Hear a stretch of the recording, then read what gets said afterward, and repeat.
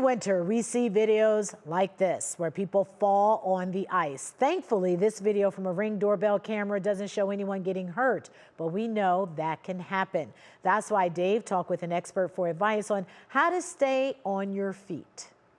Well, the wintry weather is here and local hospitals are seeing a surge in fall-related issues and injuries. I'm joined this morning by Anthony Zalewski, who has seen it all as the injury prevention coordinator at MetroHealth. Thank you so much for being in here this morning. Thank you for having me. Yeah, well, this is obviously a very, very important subject. The icy sidewalks are especially dangerous for the elder community. What can people do to stay on their feet? Well, a lot of it, there's a lot of different factors that people can modify within themselves and the environment. Especially for yourself, it's wearing hard rubberized, rubber-soled shoes that give good traction.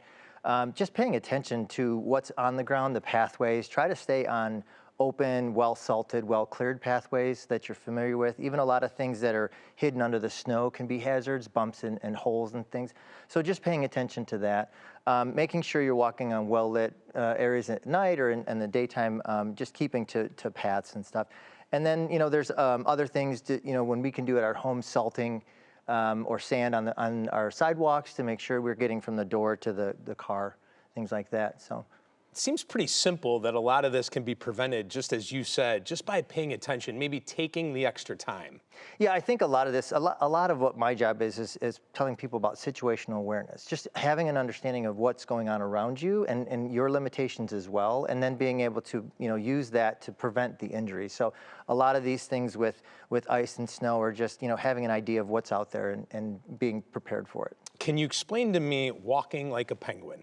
Yeah, so a lot of that is, our normal gait, we walk very long strides.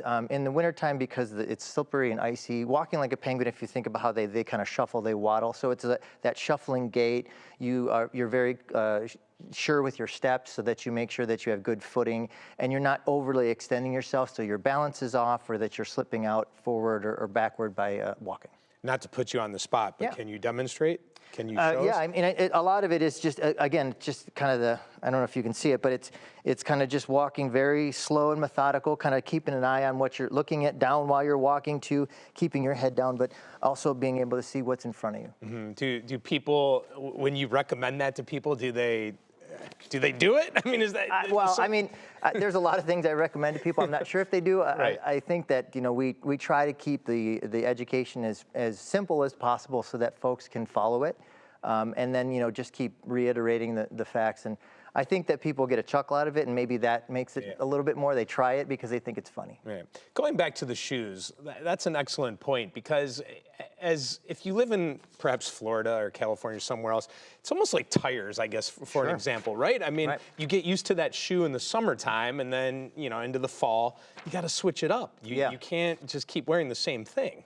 Right. I mean, obviously, it's the shoe for the season. So when you wear those, they have shoes now I've seen that actually have some spikes that you can actually put on there in the wintertime. People with canes can have spikes that they put on their canes as well to help with a little bit of grip, almost like ice walking if the people you see traveling in the snow and in the mountains and stuff.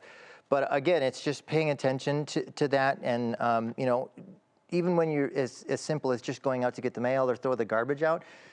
People shouldn't be going out in their slippers in the middle of the snow, because then you're opening yourself up for falling out as something as simple as that. Now, we obviously at the very top mentioned the elderly, but this goes for everyone, right? I mean, you have to be careful no matter what age. Absolutely. I mean, falls are our highest level of trauma at MetroHealth. I think this year so far it's like 47% of our traumas are fall related. Is that right? Okay. That is not just for older adults, but they are at a higher percentage of those falls, only because of things like vision and hearing loss of coordination, muscle wasting, things like that.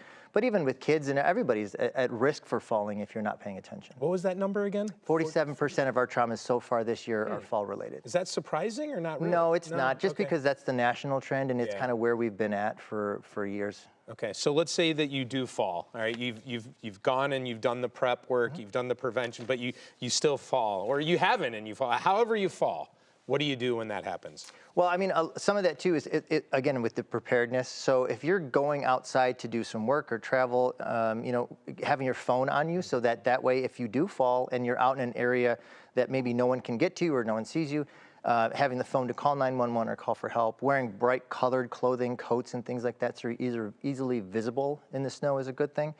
But it's just, if something hurts and you can't walk, then it's try to get yourself as close to a visible spot and where someone can get to you, even if it's dragging yourself or whatever. But it's very hard to say just based on what happens. But a lot of it is just, making it easier for folks to get to you, or if you can walk, getting yourself inside so that you're not exposing yourself to the temperature. In your years, in your history, you've seen a lot, right? Yes, sir, I have. I mean, is there any last advice you would like to give to people to help prevent this from happening?